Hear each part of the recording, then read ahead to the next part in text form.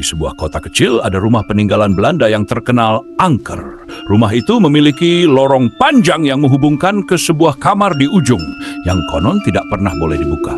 Banyak yang percaya kamar itu menyimpan sesuatu yang mengerikan. Suatu hari, Tania, seorang penulis yang mencari inspirasi, menyewa rumah itu untuk sementara.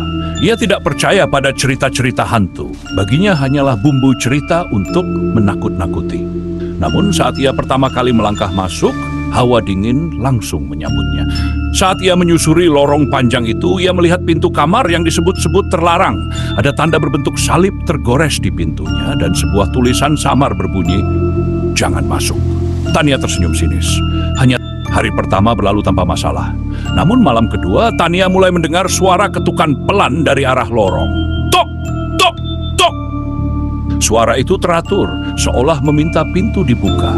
Ia keluar dari kamarnya, menyalakan lampu lorong, tapi tidak ada siapapun.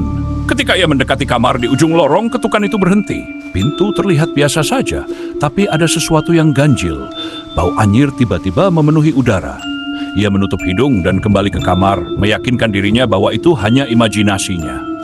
Malam berikutnya, suara ketukan berubah menjadi jeritan pelan.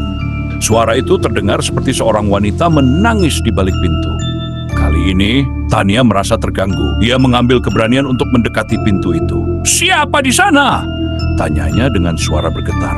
Tidak ada jawaban, tapi tiba-tiba gang pintu itu bergerak sendiri seperti ada yang mencoba membukanya dari dalam. Tania yang merasa semakin penasaran memutuskan untuk membuka pintu itu. Saat ia memegang gagangnya, ia merasakan hawa dingin yang menusuk tulang. Dengan satu tarikan napas panjang, ia memutar gagang dan membuka pintu. Di dalam kamar itu hanya ada sebuah kursi kayu tua dan cermin besar yang retak di sudut ruangan. Tidak ada yang terlihat aneh, kecuali pantulan di cermin. Dalam cermin itu, ia melihat bayangan seorang wanita berambut panjang dengan gaun hitam lusuh berdiri di belakangnya. Tania berbalik cepat, tapi tidak ada siapa-siapa.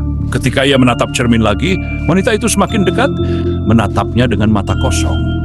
Tania ingin lari, tapi kakinya terasa kaku, seolah tertahan oleh sesuatu. Tiba-tiba suara wanita itu terdengar lirih tapi penuh amarah.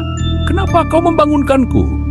Cermin itu retak lebih parah, dan dari retakannya, cairan hitam pekat mulai mengalir.